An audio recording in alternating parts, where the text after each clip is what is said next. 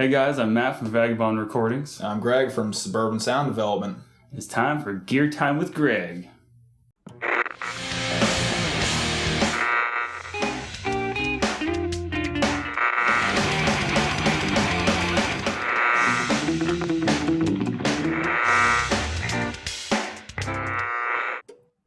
Okay, so Suburban Sound Development, it sounds like it encompasses a lot of stuff. It does. I apparently have ADHD and can't really just focus on one thing, so I'm kind of a multifaceted company at this point. Use the term company very loosely. So what's a list of some of the services you Right off the top of my head, the first one that I try to offer is pickup winding. Get into that later. Rewiring, setup. I build cabinets, speaker enclosures, as one behind me that we'll showcase later. I've recently started making guitar straps. You name it, I try to do it. Okay, and in another video, we'll have a pickup that you wound specifically for my guitar. Yes. And we'll get into that in the next video. All right, so you talked about your guitar straps. You have one for us. Yeah. Let's see that, guy. This is a Suburban Sound Development guitar strap. I hand cut the leather ends, punched the holes for the rivets and the strap button. Made out of any seatbelt material that you choose, color-wise. All metal hardware, loops, etc. Hand stitched. So it can be as pretty as you care, or as hand stitched as you want to look. It's kind of recycling oriented, right? Yeah, because if you want some crazy color, like I've done purple and magenta in the past, kind of have to order that. Not going to find that in a junkyard. But otherwise, I'll take a trip down to the junkyard. I can get one out of your car for all I care. If it's long enough for a guitar strap, then we can do it. If you're a gorilla like Greg. Yeah. Being 6'5", the average guitar strap does not cut it for me. And how much would something like that run someone? Just a real base level? Typically, this one I would sell for $20, just because time, materials, etc. I'd pay $20. That's what I would like to think. I believe it's modest. I own other straps. I'm not saying this is the end-all be-all, but it's nice to have a little bit of flair. Now, do you ship? I can. Upon request, the last 3 pickup orders that I've done have all been shipped out. I actually have not met these individuals, so that's kind of cool.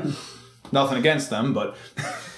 Now, as of the time of this video, you don't have an order form. It's more of a get a hold of you on Facebook, yes, which I'll have the link below in the description of the video. Correct. At this point, it is pretty much to order. You just have to contact me again at Facebook. Otherwise, I have a Craigslist ad perpetually floating, so if you put 2 and 2 together, I'm out there. Okay, so you mentioned some guitar modification stuff, but you didn't mention specifically what you did on this guy. Some of the oddball things, this is a personal one of mine that I'm obviously in the middle of. This is off my Gibson Sonics Deluxe. It's a 1980 model. I got it in a box of parts. Completely dismantled, and someone tried to do a Van Halen paint job on it that did not go well. This has been my main guitar for a while, but it was in desperate need of a refret and leveling, so I did that with gold Evo fret wire. Very high crown height on it. Makes it very easy to play. Not for everyone. Don't recommend it for everyone. It takes a little bit to get used to the feel. Currently, I'm in the middle of making a brass nut. That is why it is nutless currently. Otherwise, not a product plug necessarily, but these trim lock tuners from Diodario, aka Planet Waves, are fabulous. This was originally a black finish on it. I've recently stripped it and given it a very light oil coat, and it already feels great. So I like the stark contrast going from that. I'm very eager to get this back on the guitar. Now, have you done scalloping? Yes, I do. I have done 3 scallop necks. Again, not for everyone. Takes a lot of getting used to, but I can scallop necks. Okay, so pickup winding seems to be the big deal so far with Suburban Sound Development. That's the bulk of it, or at least the initial inception, because it's the least time consuming for me. So it's a better turnaround rate, and it doesn't take as long for me to crank out a pickup as it does like a cabinet or an entire guitar. I don't really do the single guitar orders as much because I have 1,000,001 other things going on. Maybe in the future, right? Yeah. It's something I like to work up to, but, still holding a typical 40-hour-a-week job on top of this, not really conducive. I feel that too. Vagabond Recordings, day job. Yeah. It's hard to get the recording. And now the videos. Right. It's ever mounting. Yeah. So tell me a little bit about what that guy you got in your hands. This is a topless Telecaster pickup. It is a neck pickup for a custom Telecaster style guitar that I'm making. It's very little Telecaster flair. It's all pretty much in the shape of the body. Nothing else is Telecaster about it. It is a neck through, semi-hollow. I'll probably feature that in a video at some point, probably when I'm done with it. This pickup is actually in it, and you can hear it. But this is slightly overwound, but it has staggered magnets. I don't know if you can see that. Maybe we'll do a close-up later.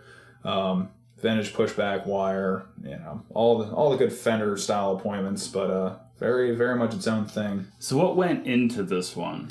This one specifically, the guy that it's for does a lot of blues, jazz, kind of intricate picking and things like that, so it needs to be really clear. But he also likes the vintage vibe, so you kind of come to a crossroads where you have to select how much of what matters to you.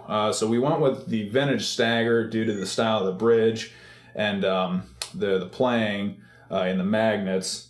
So what does the cover do for it? The cover keeps it a little more open than the standard Telecaster pickup cover, because the standard Telecaster pickup cover, one, doesn't allow for staggered magnets at all. They're all the same height and they're level with the bobbin. So it lends to an unbalanced output because the string gauges affect the actual output, of each note. So they have to be staggered at different heights. Well, you don't get that in a normal Telecaster pickup. These are catered to a standard string gauge a little better. It also keeps it a little more clear because original Telecaster covers are brass, which make them quite muddy, quite dark. So brightens things up a bit. And then, hey, if it's too bright for you, tone knob. Most people don't use it, but it's there. This guy's the tone knob advocate. Well, we'll show you in some of his wiring videos why that is, because this dude does some crazy stuff with some wiring modification. Anything under the sun, anything I can think of, and anything you can ask me about. Yeah. So let's talk about this lovely guy I have in my hands. This is what I ordered from Greg from Suburban Sound Development. Now, I told him everything I wanted to go into this, and that'll be in the next video when you get to hear this in my guitar versus the stock pickups that are in it. So, can you tell us what's different about this guy? Quite a bit. First off, it is a rail humbucker, which the standard Ibanez pickups are standard, just regular slugs. They don't have the rail bar magnet or the rail piece in it, which basically makes more contact with the magnet, more balanced output. This one is wound quite a bit hotter than the stock pickup, so you'll hear that firsthand before too long. Now, I noticed that some of the other pieces are brass. Is there a reason this is the stainless kind of color? That is actually nickel silver. That's just kind of the industry standard aftermarket, whatever. Brass is slightly cheaper. Some people believe it affects the tone. I don't have numbers on one way or the other, but that's just my personal preference.